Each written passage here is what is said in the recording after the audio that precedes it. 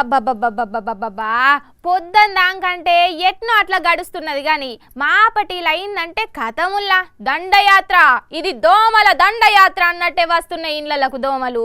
ఇక 10-20 అంటే సంపి వండుకుంటాం గాని వందల కొద్ది దోమలు వచ్చేపాటికి దోమలతో నైట్ అంతా ఫైటింగే మనకు దోమల్ వార్ అన్నట్టే అవుతున్నది కదా నిజంగానే.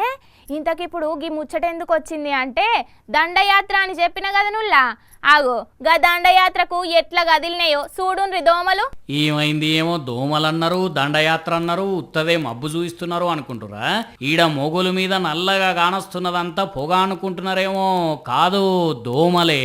అవును, ఎటు చూసినా కుప్పల కొద్ది దోమలు ఇట్లా ఎగురుకుంటా కానొచ్చేసరికి ఇదంతా చూసిన వాళ్ళు వీడియో తీసిండ్రు ఇట్లా. అట్లనేది ఎన్నో కాదు, మళ్ళా హైదరాబాదు లంగర్ హౌస్ లో మకాం పెట్టిన మచ్చర్లు ఇవన్నిట్లో మొగుళ్ళ మీటింగ్ పెట్టుకొని నీకు ఈ ఏరియా నీకు ఈ ఏరియా అని వంచుకొని పోయి మనుషుల రక్తం తాగుతాయేమో. తెల్లారి మళ్ళా మీటింగ్ పెట్టుకొని ఎవరెంత రక్తం తాగినరు అని లెక్కలేసుకుంటాయి కావచ్చు. వామ్మో వామ్మో, ఇవన్నీ దోమలు ఒకటి ఇంట్లోకి జొర్రనంటే ఇంకేమన్నా ఉన్నదా అనుల్లా? ఇప్పుడు ఈ దోమలను చూసిన జనాలు ఇంకింత బుగులు పడుతుర్రట.